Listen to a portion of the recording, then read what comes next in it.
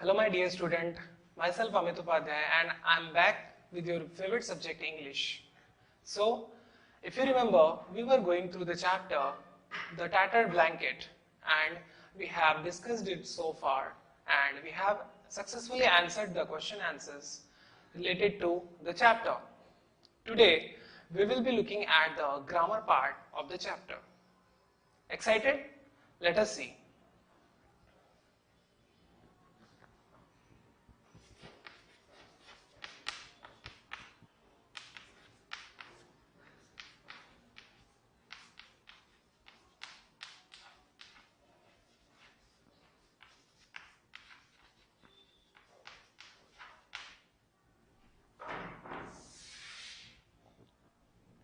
So,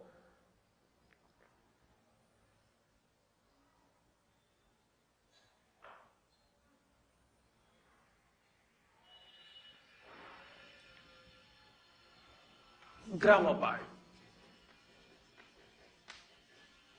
So, in the grammar section, on page number 8, we have a question that look at the following sentence from the text and observe the underlined part. So, what is the underlined part? We have the sentence, she saw a bald, fat, middle,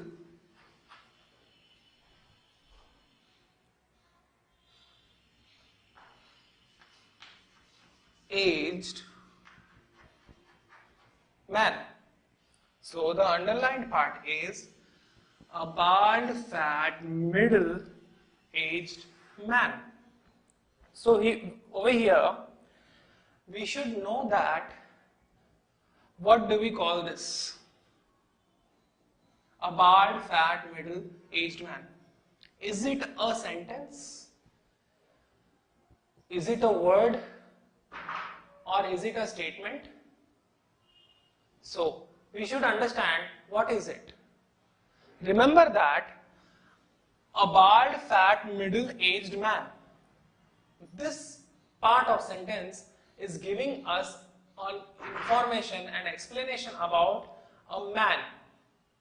How does the man look? But is it giving the complete sense? No. So, such group of words which gives some sense but not the complete sense, it is called a phrase. What do you call it? We call it a phrase. Now, we need to understand what are the words we are having in this phrase. So, we have a bald, fat, middle-aged man. So, what is a over here? A is called as an article.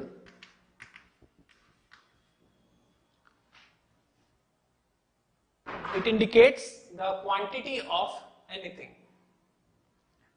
Bald, fat, middle-aged. What are these words telling? These words are telling some attributes of the word man. So, what are they? The words which tell the quality or the attributes of a noun, it is called adjective. So, what is noun over here? We have the word man. It is nothing but noun over here. And what about the other words? The word bald is adjective. At the same time, fat is also an adjective. And middle-aged is also adjective. I hope you have understood this.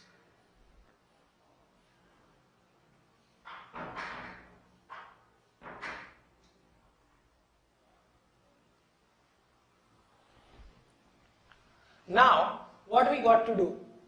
We have to find similar phrases having in the story and we need to write them out.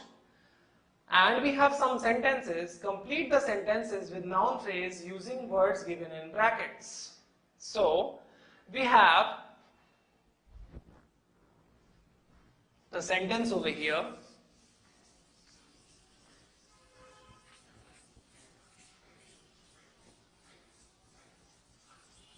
We will look at it.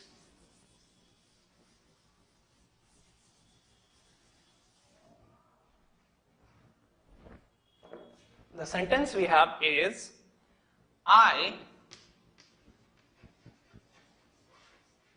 bought dash, in bracket we have words like beautiful, next is a, next is umbrella,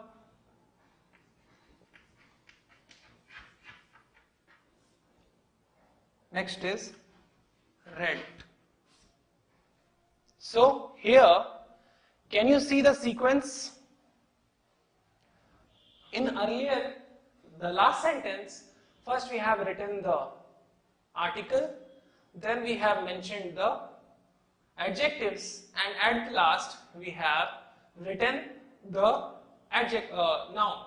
So over here, we will continue with the same sequence. So first we have an article, a, so we will write a, then I will write the quality. So what is that? Beautiful. After that, another adjective we have, so we will write red. And last, the noun, umbrella. So, our sentence is complete. What it says, I bought a beautiful red umbrella. This is how you have to complete all the sentences within the fill in the blank section. Now, I hope you have to do it yourself. And let us see the writing section of this chapter. So, in the writing section, what we have, it says that, read the following paragraph taken from the story. So, what is the paragraph we are having? Delhi is too expensive. You know, I have 4 children to look after now. I can't make both ends meet with my salary. And one has to keep up one's status. It will be great help if I can raise some money by selling my share of the family property. I came to talk it over with you. So, now what it is saying, now write a short essay on how to keep up family ties despite economic pressures. You may use the hints given below. What are the hints? Impact of economic pressure, lack of time to spend with the family, lack of love and affection, and absence of human relationship. So, now I will introduce you what are essays and how to write them. Very excited? Let's begin without wasting time.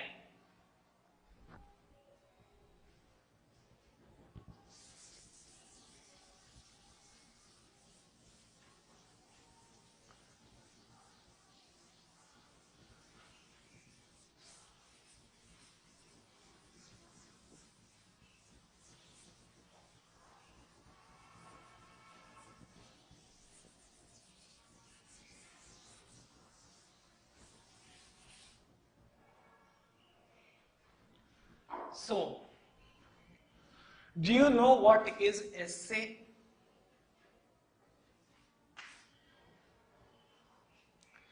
Essay is a writing discourse. What are writing discourses? First you need to know. So, a human being has to tell so many things, and it is not necessary that everything is being told in a one way itself. There are several ways in order to convey the messages, in order to give explanation about anything. So, essay is one of the methods in order to explain about a situation, about a person, or about an object, or about an article. This is a method of giving a quite good description about a particular situation. So, essay is a major discourse, and the essay should be maybe of 200 words or 300 words or 500 words, depending upon the requirement and necessity of the essay.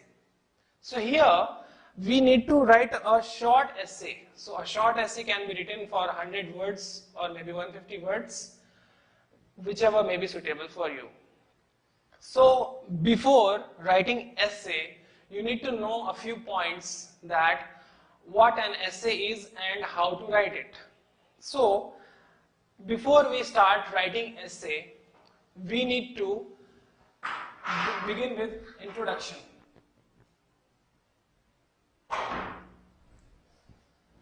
The introduction part includes what are the important properties and what are the consequences of the particular object or situation. Slowly, we will go deeper and deeper into that, and we will discuss about the various parts and classification, if it is there, of that particular topic. Then in the third part of the essay, we see the different aspects of that particular topic. And by the end, we conclude our essay with some approach, futuristic approach, and we try to conclude our essay with some moral. This is how we write an essay. So I hope you have understood this. And over here we have the topic that write a short essay on how to keep up family ties despite economic pressures. So here our topic is, since we have, if we are living in the joint family, we have so many relations to maintain. So even we have economic pressures, we can keep ties between our relations. How is it possible? We need to consider a few points like impact of economic pressure, lack of time to spend with the family, lack of love and affection, absence of human relationship. These hints are very useful to write a essay. I hope you understood this, and let's move to the next part of our lesson, that is a poem. I hope you are really excited to learn the new poem. And what is the name of our poem? It's nothing but My Mother. Shall we begin? Yes, it's good time to start.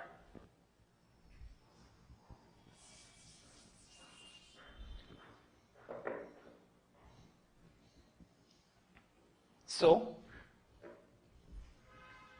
now we are going to begin with our poem.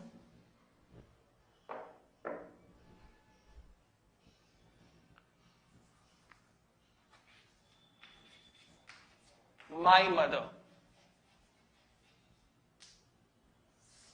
So, my question is, do you love your mother? Everybody loves his mother, because mother is the person who has helped you to grow up and who has nourished you from your childhood till you became young and you are standing on your feet, is all because of your mother. So we can never forget the doings of our mother, and we will always miss her. So in this poem is written by the poet Rabindranath Tagore.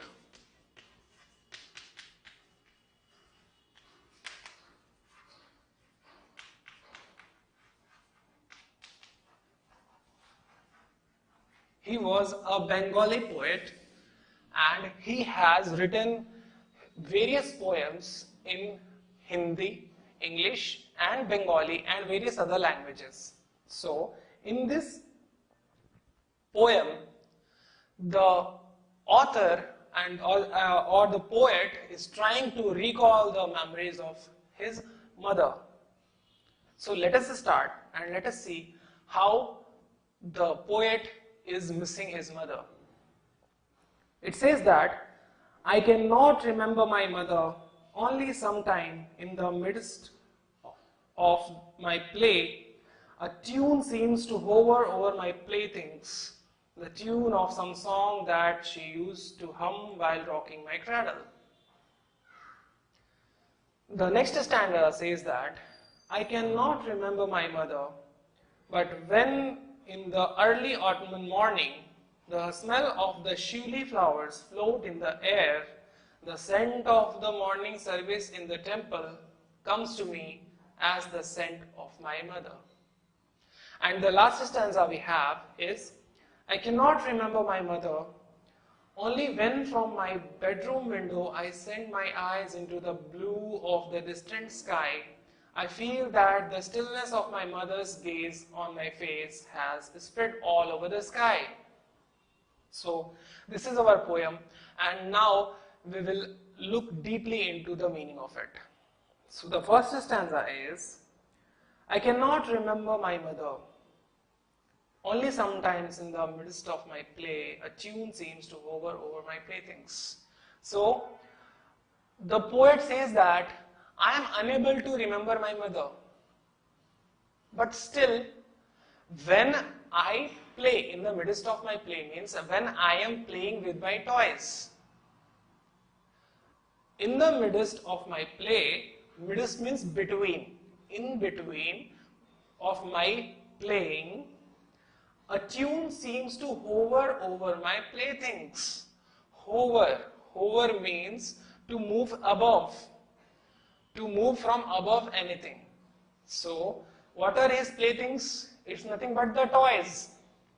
So, when he is playing with his toys, there seems that a tune is coming from all his playthings, which gives him a glimpse of his mother. Next, what happens? The tune of some song that she used to hum while rocking my cradle. So cradle is a small swing.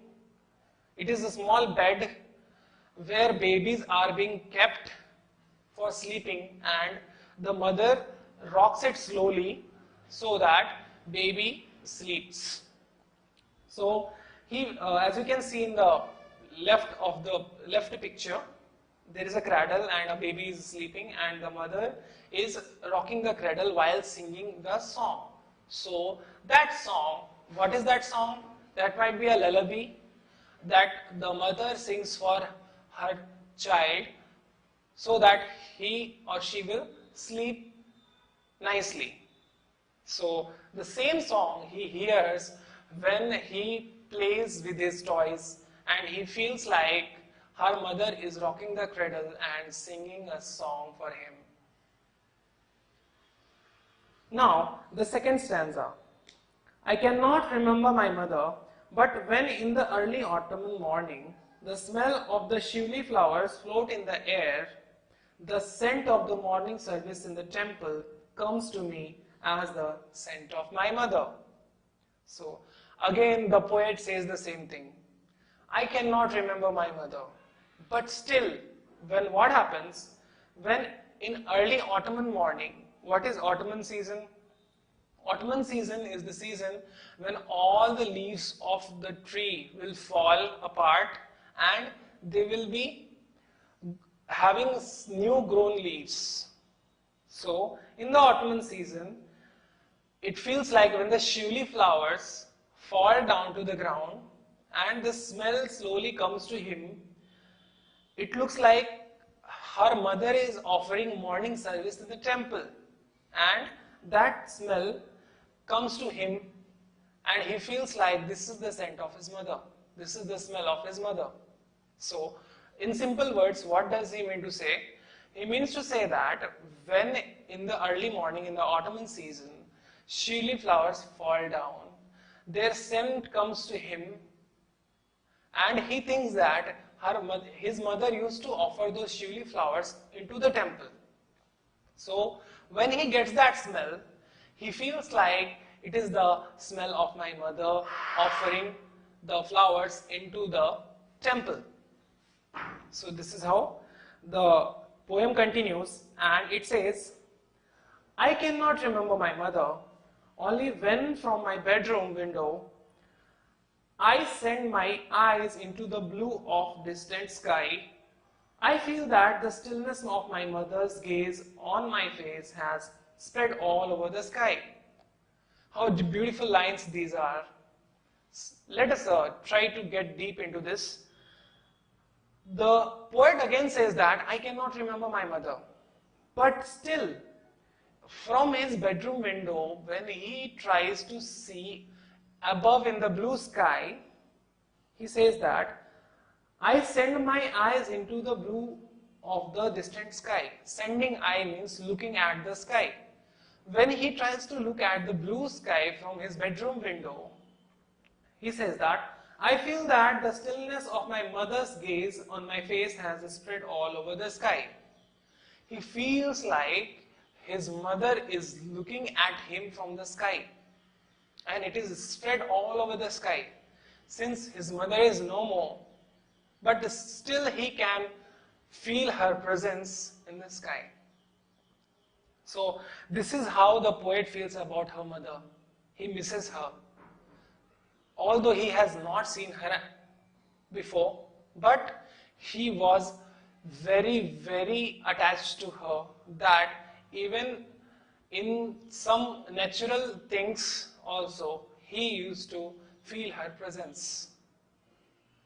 In the first stanza, he says that he feels her presence when he looks among his playthings. He feels like she is singing a song and rocking the cradle. Again, he feels the presence of her when he smells the smell of shively flower. It feels like his mother is offering prayers in the temple. And in the last stanza, he tells that when the poet is gazing towards the blue sky, he feels like his mother is looking at him continuously from the sky with the loving eyes. So I hope you have enjoyed the beautiful poem. Now we will quickly look at the about the poet section. I will just read it out. Rabindranath Tagore, he was born in 1861 and demised in 1941, is a popularly known as Vishwakavi and Gurudev. He was the founder of Shanti Niketan and experimental school. He was awarded the Nobel Prize in Literature for his Gitanjali, the Song of Offerings. Each of his poems reflects Indian vision and love towards his motherland. He is considered the voice of Indian heritage and spiritualism. So this was something about the poet of this lesson, Rabindranath Tagore. Let us look at the glossary of the lesson. So,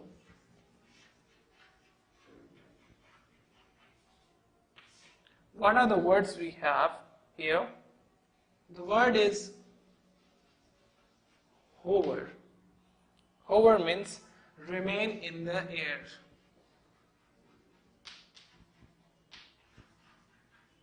Remain in the air, in this sense. Shively. Shively means small white or orange flowers that bloom in autumn. Small white orange flowers that bloom in autumn. The last word is scent. Scent means perfume or good smell. So, this is the glossary of this lesson. The first word is hover, that means remain in the air. Shivli, that is a small white orange flower that bloom in autumn. And the last word is scent, that is perfume or good smell. So, this was about the poem, and we will discuss the exercise and the remaining things related to the poem in our next class. I hope you have enjoyed the class. Catch you in the next class. Thank you.